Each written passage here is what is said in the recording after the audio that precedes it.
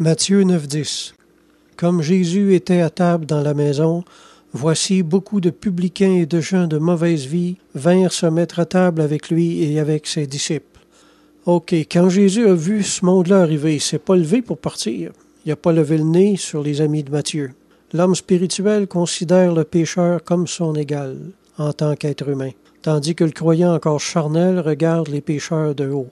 Mépriser quelqu'un, c'est supposer qu'une personne ne mérite pas d'être dans la même pièce que nous. Maintenant, si Jésus était assis à la même table que les publicains, c'était pas parce qu'il aimait le vin, mais parce qu'il aimait les pécheurs. S'il est dit que Jésus mangeait et buvait avec les gens de mauvaise vie, par contre, il n'est pas dit qu'il s'enivrait avec eux autres. Jésus ne les méprisait pas à cause de leur mauvaise vie. Jésus ne participait pas à leur péché, mais il descendait aussi près que possible d'eux autres, jusqu'à la limite, jusqu'à la porte du péché, mais sans y entrer. Le Christ possédait une tempérance parfaite, extraordinaire. C'est une extraordinaire vertu que la tempérance, qui lui donnait un si grand accès auprès des pécheurs. Plus un évangéliste va être fort dans la tempérance, plus il va pouvoir s'approcher des pécheurs, sans danger et sans péché lui-même, et plus il va être un bon évangéliste aussi. Il est écrit que l'amour excuse tout. Son amour pour les pécheurs lui faisait fermer les yeux sur ce qui serait un scandale pour la majorité d'entre nous. C'est comme ça qu'était notre maître. Je suis même certain que Jésus se sentait mieux en compagnie des publicains qu'en compagnie des pharisiens, qui avaient pourtant une vie super clean, comme on dirait.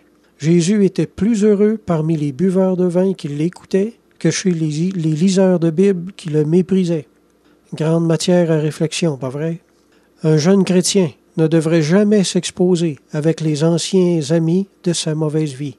Par contre, le croyant devenu adulte, plein de grâce et ferme dans sa foi, devrait rechercher la compagnie des pécheurs pour leur témoigner l'Évangile.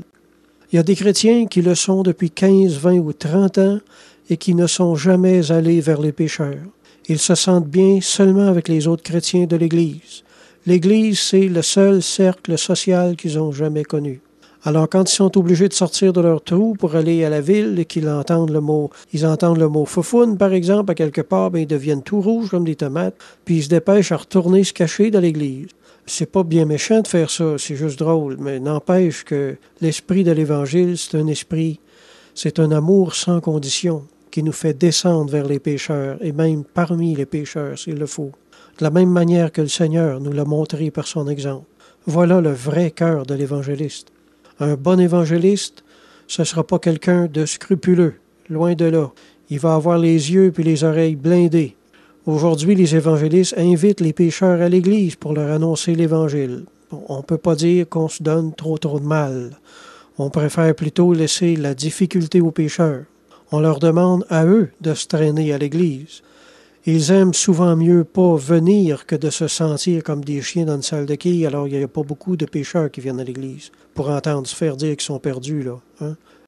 Pourtant, moi, je crois que c'est pas à eux autres, mais à nous de rendre l'évangélisation plus facile. Ce serait plutôt à nous, à leur rendre l'Évangile plus accessible.